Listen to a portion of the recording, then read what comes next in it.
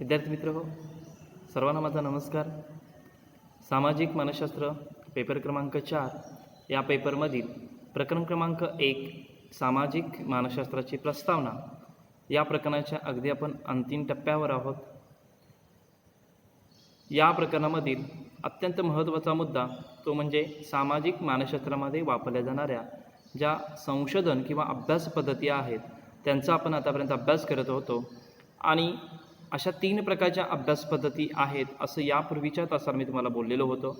त्यापैकी 2 प्रमुख ज्या अभ्यास पद्धती आहेत त्यामध्ये सुव्यवस्थित निरीक्षण पद्धती आणि दुसरी म्हणजे प्रायोगिक पद्धती, अशा 2 पद्धतींचा अभ्यास आतापर्यंत आपण केलेला होता.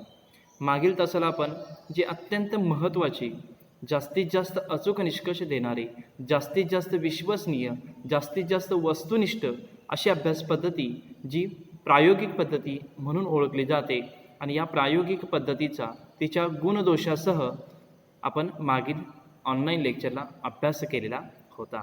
आज आपल्याला सामाजिक मानसशास्त्रातील ज्या संशोधन पद्धती आहेत त्यापैकी तिसरी आणि शेवटची जी अभ्यास पद्धती आहे ती म्हणजे सहसंबंध पद्धती. या सहसंबंध पद्धतीचा आजच्या ऑनलाईन लेक्चरला आपल्याला अभ्यास करायचा आहे. तर बघूया नेमकी सहसंबंध पद्धती काय आहे आणि तिचा सामाजिक मानसशास्त्रामध्ये कशा पद्धतीनं वापर केला जातो.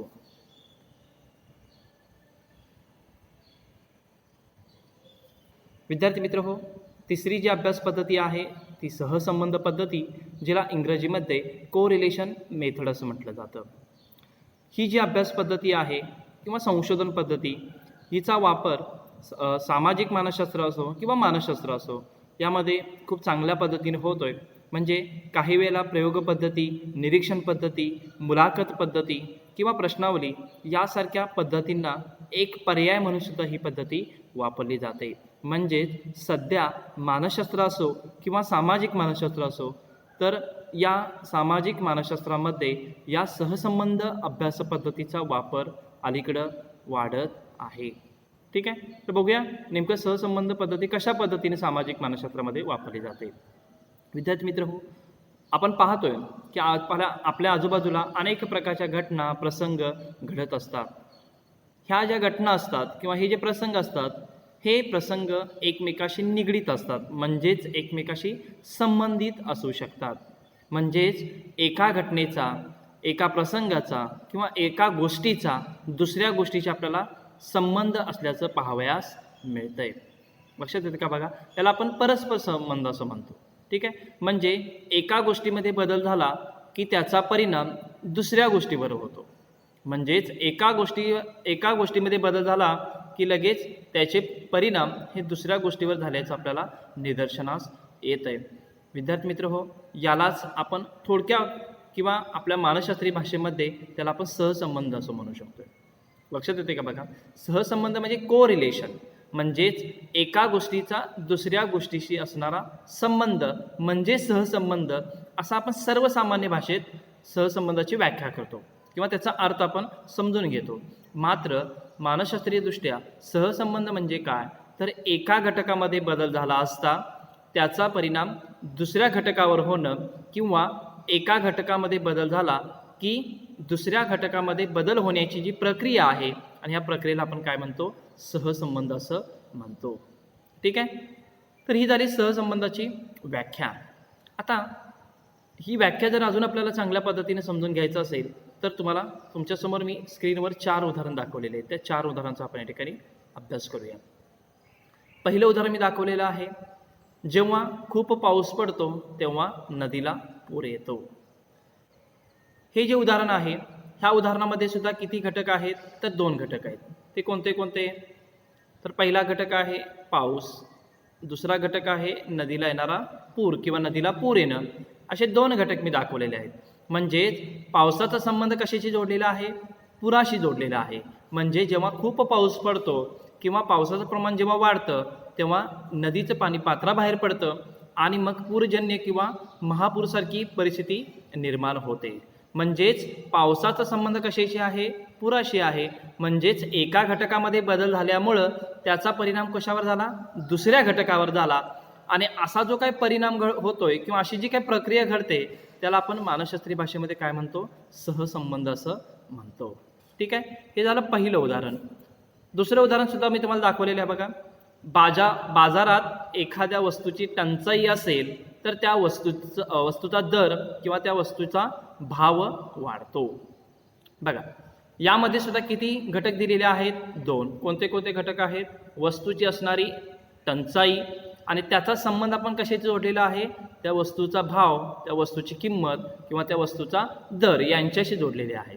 म्हणजेच आपण पाहतोय की सध्या कोरोनाजनक परिस्थितीमुळं आज बाजारामध्ये वस्तू ज्या आहेत, जीवनावश्यक वस्तू यांची टंचाई आपल्याला भासत असल्याचं चित्र समोर आपल्या आहे. आणि त्याचा परिणाम काय होतोय, मग त्या वस्तूची किंमत अलीकडं वाढत चाललेली आहे. लक्षात येते का बघा.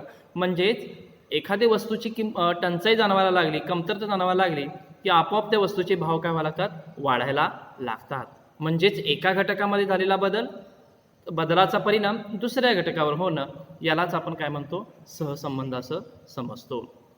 तुम्हाला अजून 2ही उदाहरण दिलेली आहेत. तिसरं उदाहरण सांगितलेलं आहे, लोकांचा कर्जबाजारीपणा वाढला की लोकांच्या व्यसनाधीनतेचं प्रमाण वाढतं. लक्षात येते का बघा.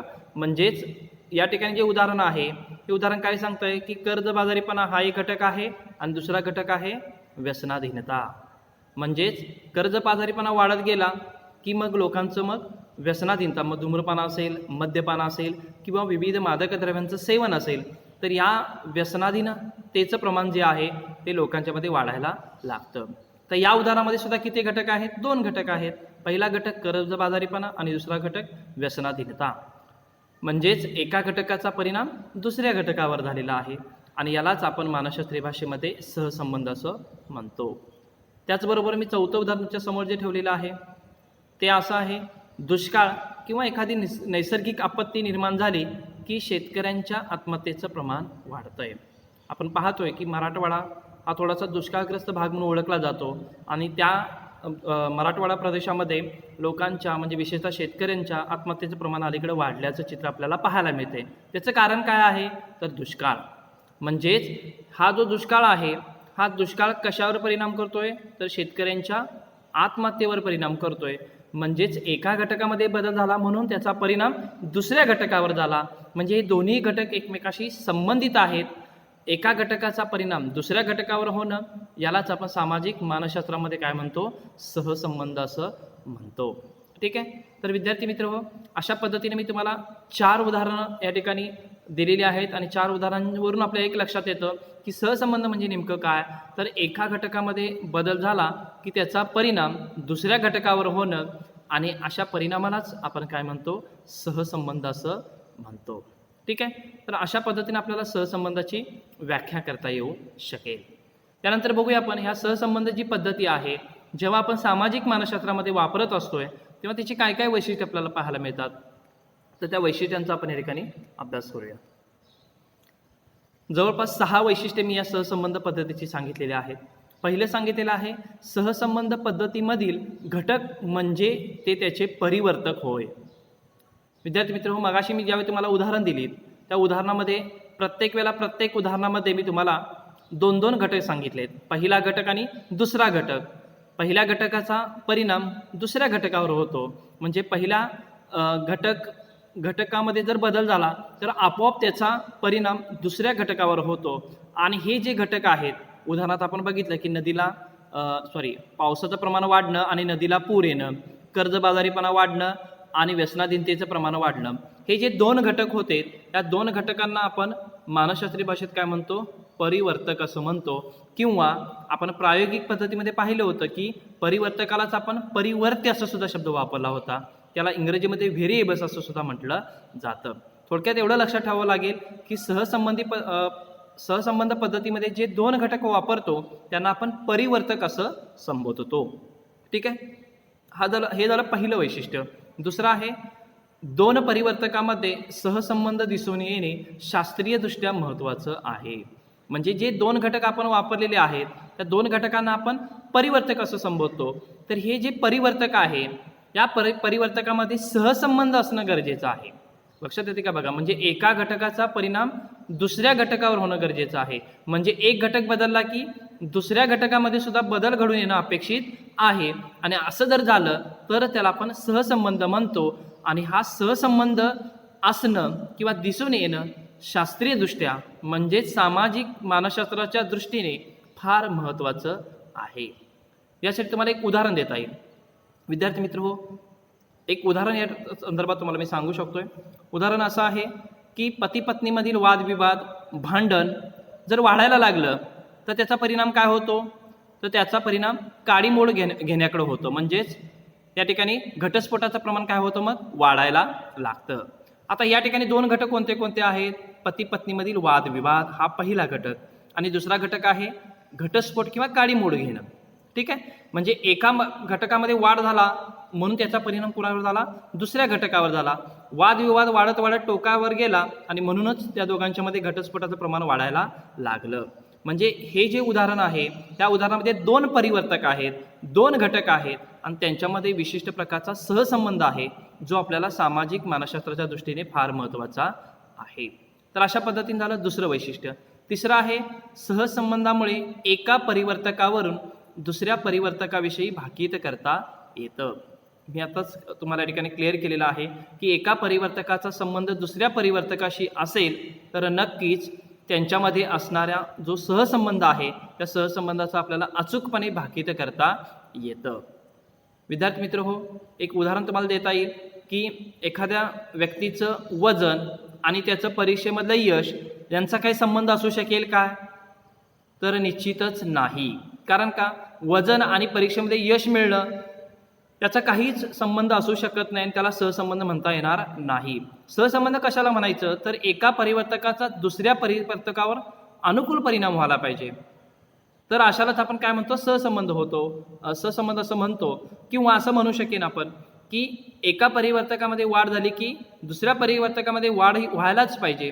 तर हा जो काही संबंध आहे त्याला आपण सहसंबंध म्हणतो. आणि म्हणूनच सहसंबंधामुळे एका परिवर्तकावरून दुसऱ्या परिवर्तकाविषयी भाकीत अंदाज करता यायला पाहिजे. हे तिसरं वैशिष्ट्य आहे. चौथं सांगितलेलं आहे सहसंबंधाचे प्रमाण जितके जास्त तितके अचूक आपल्याला भाकीत करता येतात. म्हणजे सहसंबंध हा जो भाग आहे हा सहसंबंध दोन परिवर्तकामध्ये जेवढा जास्तीत जास्त प्रमाणात मिळेल तेवढं अधिक आपल्याला अंदाज करता येतात. एखाद्या दुसऱ्या संबंधापेक्षा 3-4 घटकामध्ये संबंध आपल्याला दिसून आला तर अजून आपल्याला सहसंबंधाविषयी भाकीत किंवा अंदाज चांगल्या पद्धतीने करता येऊ शकतात. आणि हे चौथं वैशिष्ट्य आहे. पाचवं आहे आपल्याला अत्यंत महत्त्वाचं आहे ते म्हणजे सहसंबंध गुणांक हा कसा दाखवला जातो? तर 0 ते -1 किंवा 0 ते -1 असा असतो. परीक्षेमध्ये तुम्हाला हे वस्तुनिष्ठ प्रश्नामध्ये विचारलं जाऊ शकेल. सहसंबंध गुणांक हा कशा पद्धतीने दाखवला जातो? तर तो म्हणजे 0 ते -1 पर्यंत किंवा 0 ते -1 अशापर्यंत तो दाखवला जातो. ठीक आहे. आता 6वं जे वैशिष्ट्य आहे ते 5वं आणि 6वं एकत्रितरित्या आपण या ठिकाणी समजून घेण्यास मदत होऊ शकेल. जितका सहसंबंध गुणांक 0 पासून लांब तितका सहसंबंध घनिष्ठ असतो. बघूया आपण एक आकृती लक्षात आपल्याला समजले की हा मुद्दा समजण्यास मदत होईल. बघा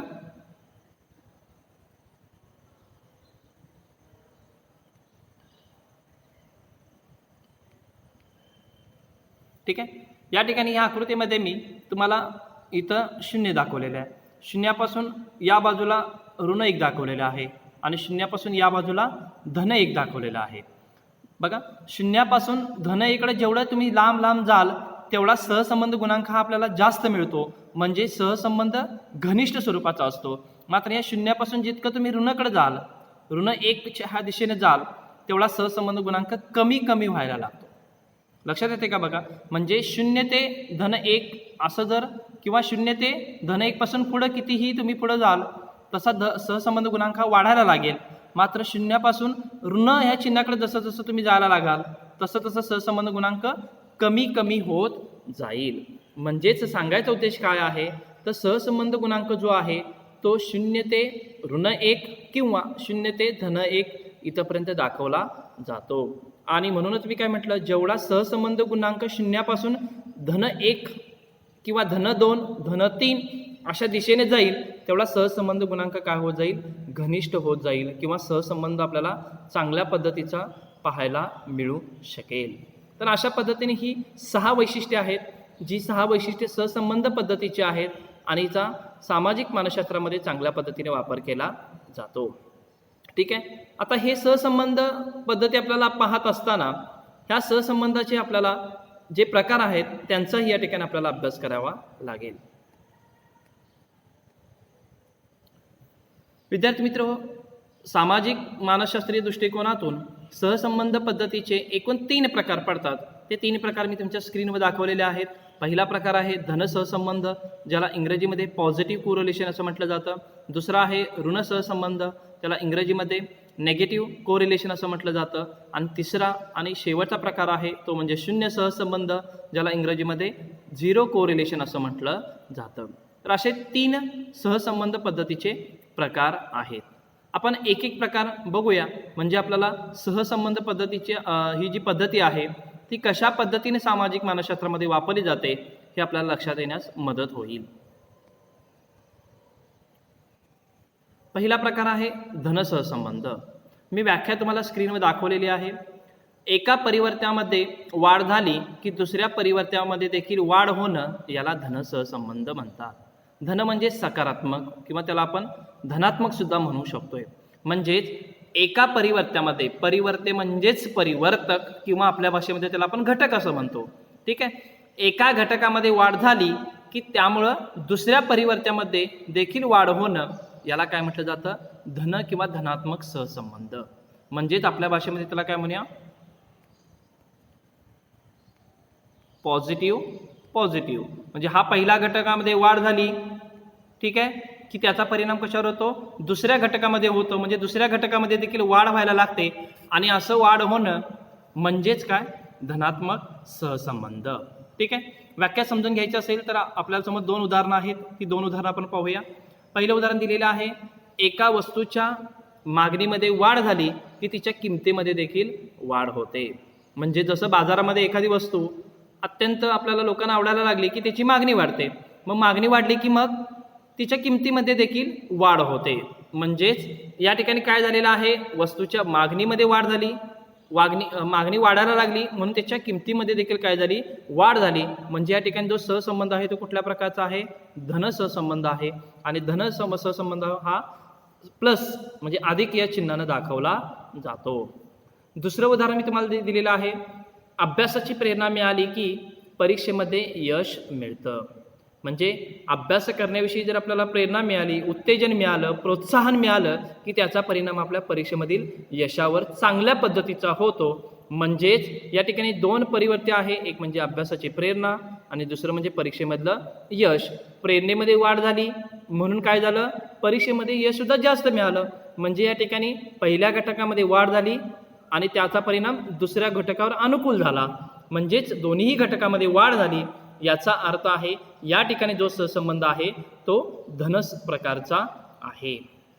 ठीक आहे. तर अशा पद्धतीने हा पहिला प्रकार आहे. पहिला प्रकार असं सांगतोय की एका घटकामध्ये वाढ होणं आणि त्याचा परिणाम दुसऱ्या घटकामध्ये देखील होणं म्हणजे चांगल्या पद्धतीचा अनुकूल होणं यालाच आपण सामाजिक मानसशास्त्रीय भाषेमध्ये काय म्हणतो, धन सहसंबंध.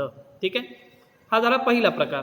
दुसरा आहे ऋण किंवा ऋणात्मक सहसंबंध, ज्याला इंग्रजीमध्ये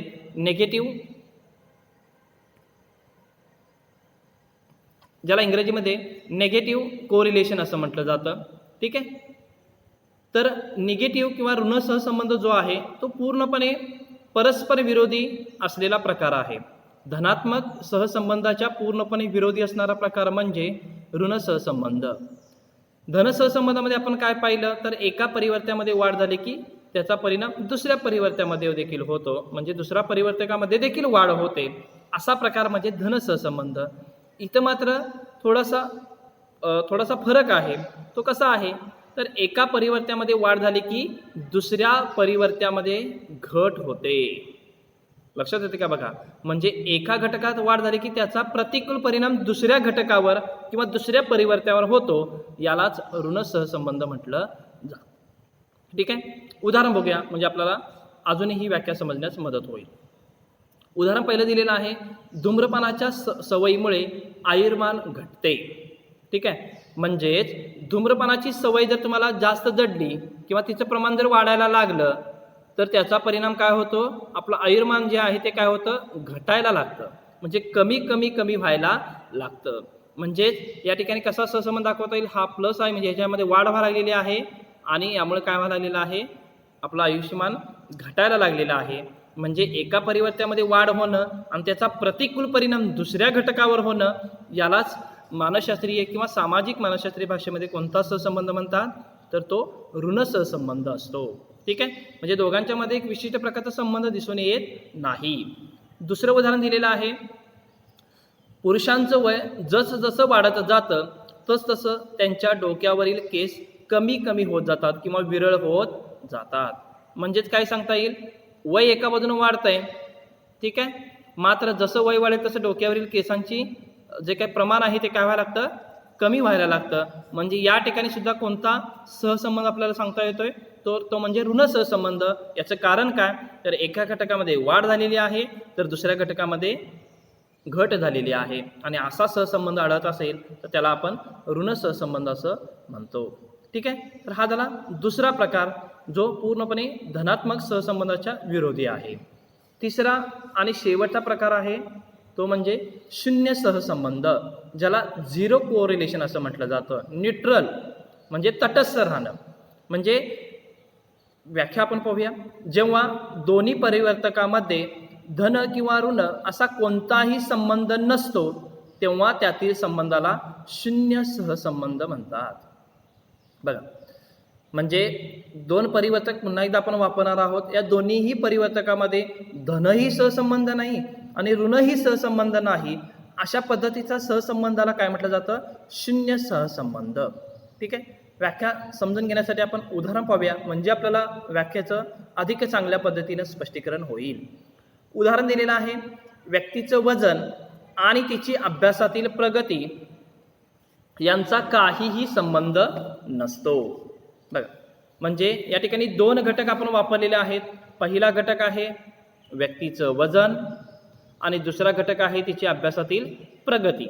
आता एखादी व्यक्तीचं वजन जास्त असणं किंवा कमी असणं याचा त्या व्यक्तीच्या अभ्यासातील प्रगतीवर काही परिणाम होऊ शकेल का, तर नाही. किंवा त्याचा संबंध असू शकेल का, तर अजिबात नाही. म्हणजेच वजन जास्त असणं किंवा कमी असणं आणि ती व्यक्ती हुशार असणं यांचा कोणत्याही पद्धतीचा संबंध असू शकत नाही आणि म्हणून या संबंधाला काय म्हटलं जातं, शून्य सहसंबंध म्हटलं जातं. ठीक आहे, हे झालं पहिलं उदाहरण. दुसरं उदाहरण दिलेलं आहे मी, सुंदर दिसणे आणि जीवनात यशस्वी होणे यांचा देखील काहीही संबंध नसतो. कारण सुंदर असणाऱ्या व्यक्ती, सुंदर दिसणाऱ्या व्यक्ती जीवनामध्ये, व्यावहारिक जीवनामध्ये यशस्वी होतीलच असं नाही. कदाचित कुरूप व्यक्ती देखील जीवनामध्ये चांगल्या पद्धतीने यशस्वी होऊ शकतात. अशी असंख्य उदाहरणं तुमच्या डोळ्यासमोर आहेत. एक आघाडीची गायिका आपल्याला माहीत आहे, वैशाली माडे, जिनं पिंगा ग पोरी पिंगा हे जे गीत गायलं होतं, त्या गीतामधील जी गायिका आहे ती गायिका म्हणजे वैशाली माडे. दिसायला थोडीशी कुरूप आहे, मात्र तरी देखील जीवनामध्ये ती काय झालेली आहे, चांगल्या पद्धतीने यशस्वी झालेली आहे. म्हणजे सुंदर दिसणं आणि जीवनात यशस्वी होणं या दोन्ही घटकांचा कोणत्याही पद्धतीचा संबंध असू शकत नाही. आणि हा सहसंबंध म्हणजे आपल्या भाषेमध्ये किंवा आपल्या सामाजिक मानसशास्त्रामध्ये त्याला काय म्हटलं जातं, शून्य सहसंबंध म्हटलं जातं. कारण या ठिकाणी कोणत्याही पद्धतीचा धनही सहसंबंध नसतो आणि ऋणही सहसंबंध नसतो. म्हणजे तटस्थ असतं. म्हणजे एक घटक वेगळ्या पद्धतीचा असतो आणि दुसरा घटक वेगळ्या पद्धतीचा असतो. दोघांच्यामध्ये कुठल्याही पद्धतीचा संबंध असत नाही आणि अशा संबंधाला शून्य सहसंबंध असं म्हटलं जातं. तर अशा पद्धतीनं आपण सहसंबंध पद्धतीचे 3 प्रकार पाहिले. पहिला धन सहसंबंध, दुसरा ऋण सहसंबंध, तिसरा शून्य सहसंबंध. ठीक आहे, तर विद्यार्थी मित्र हो, अशा पद्धतीने आपली ही सहसंबंध पद्धती या ठिकाणी आपण आतापर्यंत अभ्यास केलेला होता आणि अशा पद्धतीने आपण या ठिकाणी प्रकरण क्रमांक 1 संपलेला आहे. पुढील तासाला आपण काय पाहणार आहोत, तर पुढील तासाला आपण प्रकरण क्रमांक 2 सामाजिक संवेदन, ज्याला इंग्रजीमध्ये सोशल परसेप्शन असं म्हटलं जातं, तर या प्रकरणाचा अभ्यास करणार आहोत किंवा त्या प्रकरणाला आपण सुरुवात देखील करणार आहोत. तत्पूर्वी घरीच राहा, सुरक्षित राहा. धन्यवाद.